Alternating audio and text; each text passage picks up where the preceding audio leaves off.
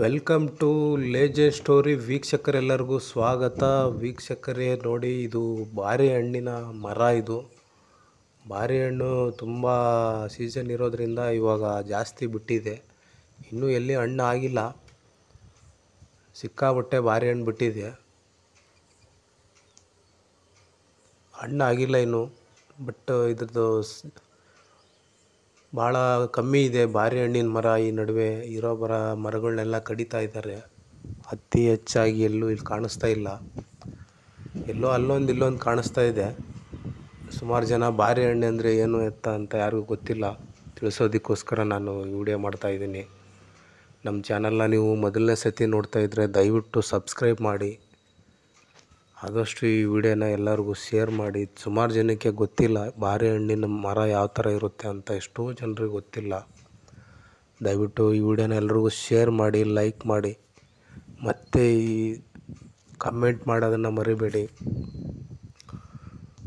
ನೋಡಿ, ಇದು ಬಾರೆಹಣ್ಣು ಅಂತ ಇನ್ನೂ ಇವಾಗ ತಾನೇ ಬಿಡ್ತಾ ಇದೆ. ಸಿಕ್ಕಾಪಟ್ಟೆ ಬಿಟ್ಟಿದೆ. ಕೌಂಟ್ ಮಾಡಿದರೆ ನೀವು ಕೌಂಟ್ ಮಾಡೋಕ್ಕಾಗದೇ ಅಷ್ಟು ಬಾರೆಹಣ್ಣು ಬಿಟ್ಟಿದೆ.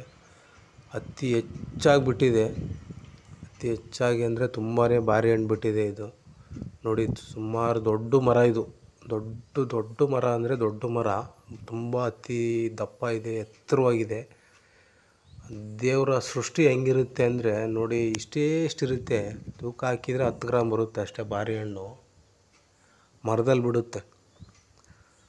ಅದೇ ಕಲ್ಲಂಗಡಿ ಹಣ್ಣು ನೋಡಿ ಎಷ್ಟು ಉದ್ದ ಇರುತ್ತೆ, ಎಷ್ಟು ದಪ್ಪ ಇರುತ್ತೆ. ಅದು ಬಳ್ಳಿಲಿ ಬಿಡುತ್ತೆ ಅಲ್ವಾ. ಭಾಳ ವಿಚಿತ್ರ ಸೃಷ್ಟಿಯ ನಿಯಮನ. ಯಾರು ಅದ್ರ ಬಗ್ಗೆ ತಿಳ್ಕೊಂಡವ್ರಿಗೆ ಗೊತ್ತು. ನೋಡಿ, ತುಂಬ ಅತಿ ಹೆಚ್ಚಾಗಿ ಬಿಟ್ಟಿದೆ. ಸಿಕ್ಕಾಪಟ್ಟೆ ಬಿಟ್ಟಿದೆ ನೋಡಿ.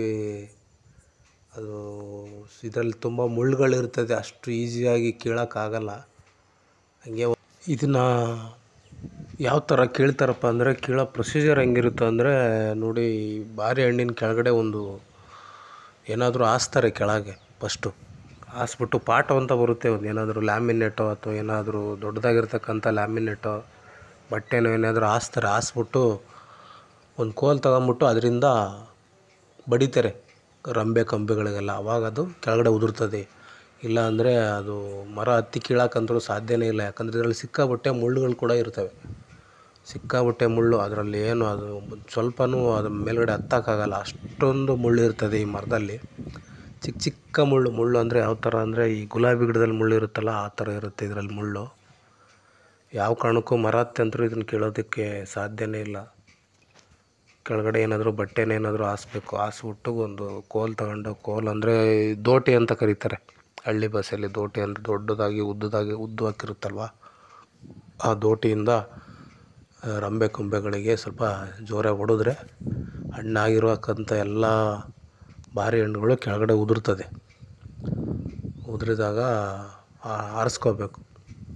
ತುಂಬ ಚಿಕ್ಕದಾಗಿರುತ್ತೆ, ಬಟ್ ಅಷ್ಟು ಬೇಗ ನಾವು ಇದನ್ನು ಕಲೆಕ್ಟ್ ಮಾಡ್ಕೊಳ್ಳೋದು ಕಷ್ಟ.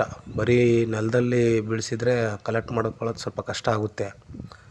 ಏನಪ್ಪ ಅಂದರೆ ಇದನ್ನು ಏನಿದ್ರು ಹಂಗೆ ಕೆಳಗಡೆ ಒಂದು ಬಟ್ಟೆನೇನೋ ಹಾಸ್ಬಿಟ್ಟು, ದೊಡ್ಡದಾಗಿರ್ತಕ್ಕಂಥ ಪಾಟ್ ಆದರೂ ಏನಾದರೂ ಹಾಸ್ಬಿಟ್ಟು ಕೊಂಬೆಗಳನ್ನೆಲ್ಲ ಇಟ್ಕೊಂಡು ಅಳಿಗಾಡಿಸ್ಬೇಕು, ಇಲ್ಲ ಹೊಡಿಬೇಕು. ಹೊಡೆದ್ರೆ ಅದಷ್ಟೇ ತಾನೇ ಉದುರ್ಕೊಂಡು ಬೀಳುತ್ತೆ ಕೆಳಗಡೆ. ಆದಷ್ಟು ಈ ವಿಡಿಯೋನ ಎಲ್ಲರಿಗೂ ಶೇರ್ ಮಾಡಿ. ಯಾಕಂದರೆ ಬಾರೆಹಣ್ಣಿಂದು ಉತ್ಪತ್ತಿ ಭಾಳ ಕಮ್ಮಿ ಇದೆ ಇವಾಗ. ಒಂದು 100ಕ್ಕೆ 20% ಮಾತ್ರ ಇದೆ. ತುಂಬಾ ಕಮ್ಮಿ ಆಗಿಬಿಟ್ಟಿದೆ. ಎಲ್ಲೂ ಸಿಗ್ತಾಯಿಲ್ಲ. ಎಲ್ಲೋ ಒಂದೊಂದು ಇದೆ. ಒಂದು ಊರಲ್ಲಿ ಒಂದು ಕೂಡ ಇರೋಲ್ಲ. ಒಂದು ಹಳ್ಳಿಯಲ್ಲಿ ಮುಂಚೆ ಎಲ್ಲ ಹಳ್ಳಿಗಳಲ್ಲಿ ಸುಮಾರು ಇರೋ.